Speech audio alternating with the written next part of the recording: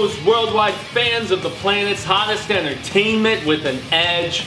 I am Jaime En Fuego, and I'm so super stoked to be inviting you here to share a bit of palaver about cinema with me on my namesake program. That's right, Enfuegotainment. I am Fuego, as you can just call me for short. Welcome. I'm so stoked to have you here, as I mentioned, because we are down to my #1 film of the 8 that were given the Best Picture distinction, as I finally am finishing up my road to the Oscars 2018 coverage here with my favorite film of the year. One of the few films that I saw twice in theaters, a film that I took both of my parents to see because I knew they would appreciate it.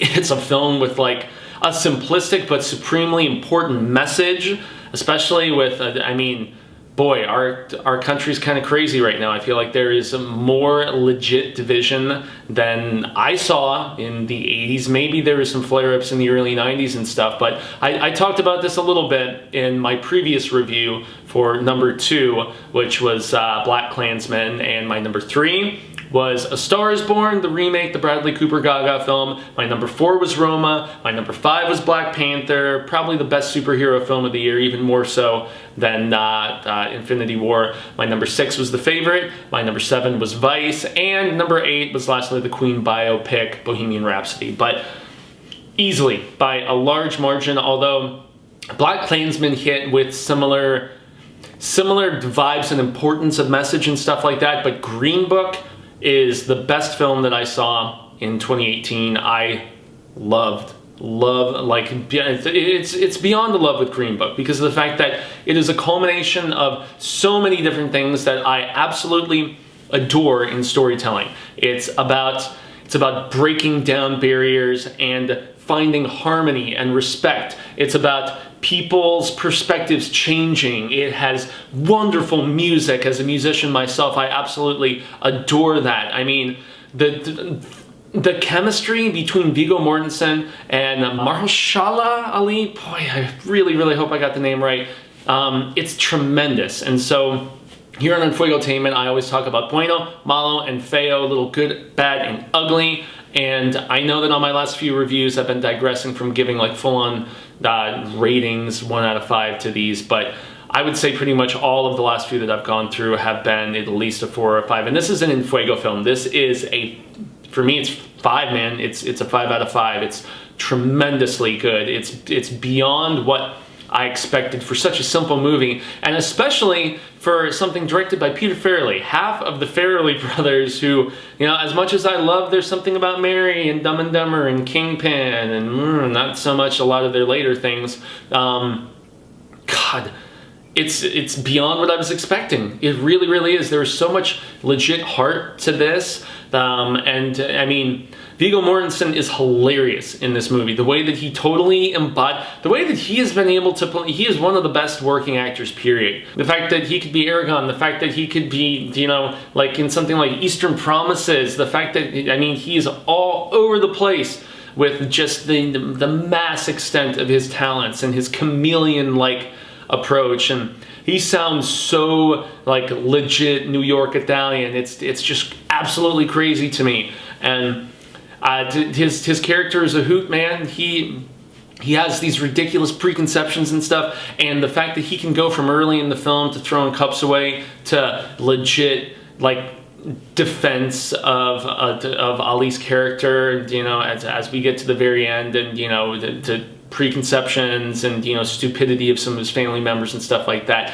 It's such an awesome transition and metamorphosis. Both of these characters grow so much, as far as, you know, they have their own different cultures and stuff, and yet, like, whereas one is like the epitome of his own personal culture, you know, Ali's character is so fascinatingly different in the fact that he is this amazing musician, this jazz dude who, you know, he's not as in touch with his ethnicity as you might think, because of the fact that, you know, it's just, he has one scene in particular in this movie where he's like, I'm not black enough, I'm not man enough, and all these different things, and god damn, does it just hit you in the core of your soul, you know? And it's boy, this, I could just go on and on about this movie. I've been trying to keep all of these Oscar preview reviews, you know, just very, very concise and stuff, but the music is fantastic, especially his own original music that,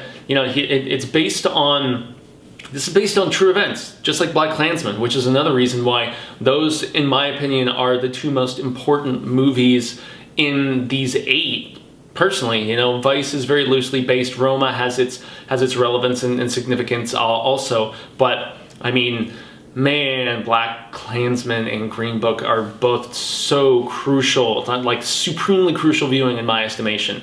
And this is a film that, for me, in its very, you know, simple approach, as I mentioned earlier, then, you know, that same S word, it gives hope for the fact that I do believe people can change. I do believe that even when mistakes are made and reversions transpire and things of that nature, that we can get back to just finding common ground, and just art is something that allows people to discover that, and just, I mean, proper interaction and stuff. I mean, this movie has some rough bits in it. It definitely does, and it pushes the envelope of PG-13 as well at times, but I'm really, really wondering how I'm going to segue into MALO, because the bad would probably be for the sheer fact that some people have perceived this film as pandering and as too simple and too, you know, almost too much like glorifying essences of racism to a degree. You know, it's like, because Viggo Mortensen's character is very much like a lovable Archie Bunker type of sorts. And, you know, maybe that's not necessarily something that should be glorified to a degree, but you have to show where somebody starts to find out where they finish, and to have the significance of those flippin' changes, man. And I'm getting a little emotional because of the fact that I feel like anybody who has been supremely judgmental of this film, and especially its really genuinely positive intentions, in my opinion, I think that they're cynics, man, and they're people who probably have a negative outlook, in my estimation. You know, they want to focus more upon the divisions and the differences, as opposed to, and there are people, you know, who I feel like they have good intention, you know, with taking exception, but their outlook gets clouded sometimes, man. And, you know, this is just my opinion. Please keep that in mind.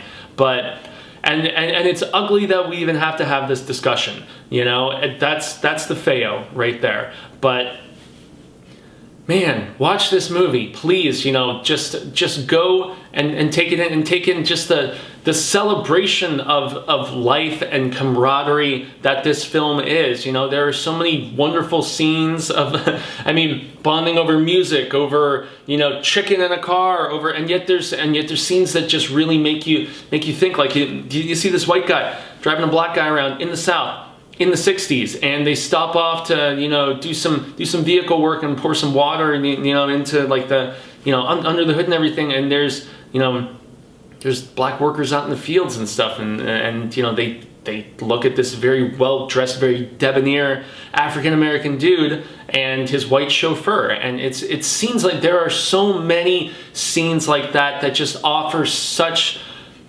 a ponderous, and they really serve up a dichotomy that is fascinating. And yet there's so many funny scenes in this too. Farrelly, despite the fact that he's you know, half of the Farrelly brothers tackling such a serious subject, I mean, it's still, and there are legit laugh out loud funny scenes in this, you know. And I mean, I love this movie. Really, really love Green Book. I'm going to be buying it once it's finally on home release. And so I encourage all of you to seek it out. It is my pick to win Best Picture. It's going to go to either this or Roma. So there you have it, y'all. But I adore Green Book. It's going to be sitting on my shelf very soon, and I cannot wait to put it there. So I have been Jaime En Fuego, and you can find me on all social media sectors like Twitter, Instagram, Facebook, and here on YouTube where you are watching this video. Please like, share, subscribe, hit the bell so that you get all notifications about when I am doing new reviews, like my once a month Star Wars film content. Attack of the Clones is going up this month, all the way leading to the December release of Episode 9.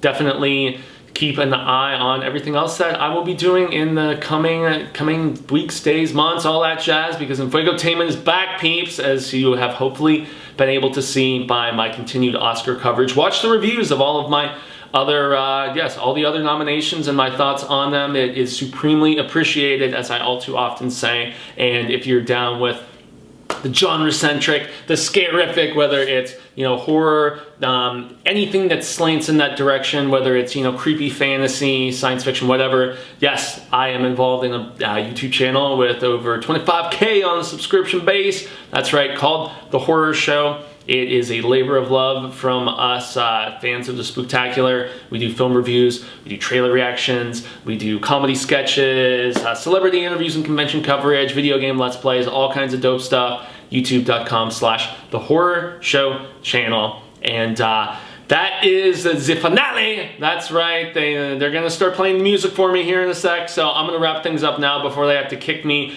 out of